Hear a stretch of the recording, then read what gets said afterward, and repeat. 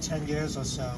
He was framed for a quadruple murder back in 1983 in San Bernardino County. The San Bernardino police framed him, and during his trial, and they framed him because he's black, the community and the racists in San Bernardino County came out to the courthouse and hung apes in effigy in front of the courthouse with signs on it that said things like "Hang the African troglodyte." He's innocent of the quadruple murder. He's in death row. I think he's fourth in line to be executed, and he caught coronavirus in the last few months. So this is a statement by Kevin. We men and women who unfortunately have been sentenced to death and sent to death row here at San Quentin State Prison for Men and the Central California Women's Facility at Chowchilla have often been referred to as the Walking Dead. Richard, speak up! I can't hear you! We were called these names long before the COVID-19 pandemic came upon us all, seemingly out of nowhere. After it came on the scene, we death row inmates got a double dose of death.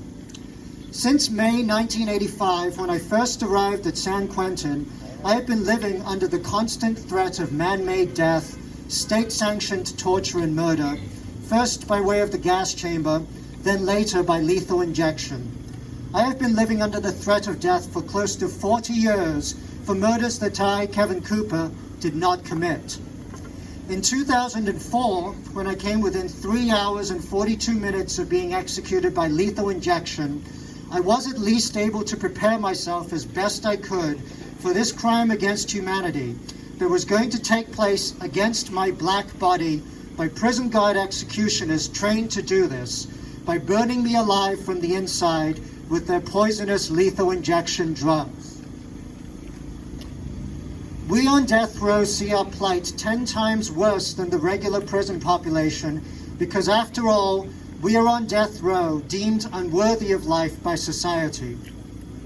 Sometimes, living on this modern-day plantation, I do not even know which way is up because I have been down for so long, living in a place where I have no say about anything, control over nothing, a place where ice water is contraband.